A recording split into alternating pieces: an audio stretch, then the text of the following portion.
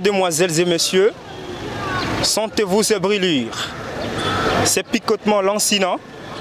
La température monte, car les tirs retentissent à Goma et immolent les âmes de nos frères. L'inaction, c'est les combats de vaincus, de mièvres, de mous, de ceux qui fuient et qui détalent devant l'adversité. Mais nos Vaya-FARDC et nos compatriotes Wazalendo se sont décidés de faire face et de lutter contre l'agresseur rwandais. Et c'est Pathé MV3. Tout cela, c'est pour sauver nos compatriotes qui se trouvent dans la partie est de notre cher et beau pays. Ce n'est pas en suivant les règles, en attendant les autorisations, en se fondant dans la masse des inactifs que l'on devient humain, mais en donnant sa vie pour son propre pays et son peuple que l'on devient un modèle. À nos autorités, nous vous demandons de favoriser le travail et de haïr le pouvoir en ces moments critiques, étant donné que la situation sécuritaire et humanitaire de notre pays laisse à désirer. Ainsi, votre pouvoir réside dans la restauration de l'autorité de l'État dans chaque coin de la République démocratique du Congo. Et nous vous rappelons, mes chères autorités, que sur la scène internationale, les États n'ont pas d'amis, mais plutôt des intérêts.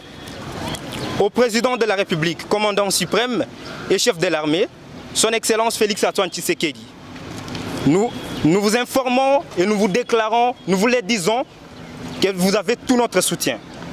Nous allons nous battre jusqu'au sacrifice suprême et écrire seule notre histoire, comme l'avait dit Patrice Emery Lumumba. À mon peuple, sachez qu'un peuple libre, j'allais dire, car tu ne peux pas être opprimé ni coquille. Il est souverain quand tu l'es juste et il est réglé par la loi lorsqu'il est égal.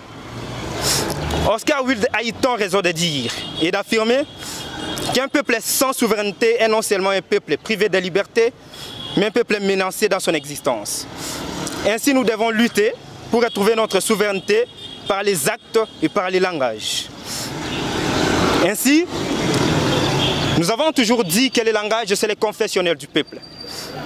Faisons tout pour récupérer chaque parcelle de notre territoire et évitons de nous plaindre, car un peuple vaincu dit toujours qu'il est trahi.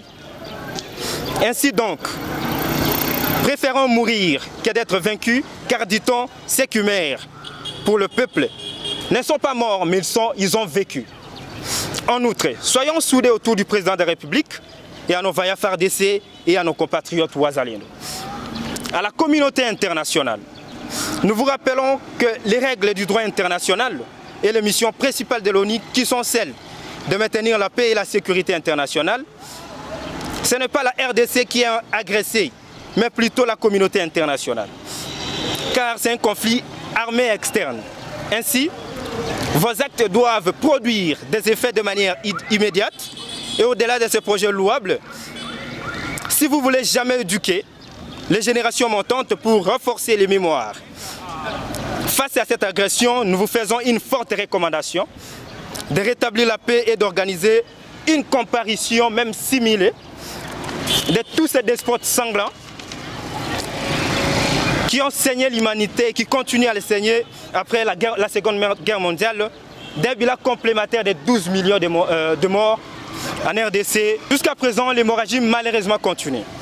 Alors, ce n'est qu'à ces conditions que les symboles sacrés de la justice et les balances joueront son rôle qui est le sien, celui d'une justice sans haine, sans mesure, autre que la vérité à une dimension humaine. Cela va permettre d'organiser une justice traditionnelle, conciliatrice, restauratrice et, ou d'ailleurs, réparatrice. Dans ces conditions, nous allons nous prendre en charge, car cela va démontrer votre posture qui se traduit par des imposteurs et que vous adoptez pour besoin de la cause ou pour la cause du besoin.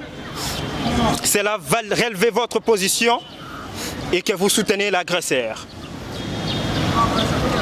C'est le temps de prendre des mesures contraignantes pour établir la paix à l'est de mon pays, la RDC, à nos frères et sœurs de la partie est de notre cher et beau pays. Nous sommes de cœur avec vous. Nous vous demandons de surmonter ces temps en douceur, car le malheur de notre histoire nous a rendus résilients. Nous n'allons pas abandonner Et nous n'allons pas vous abandonner car vous faites partie de notre corps.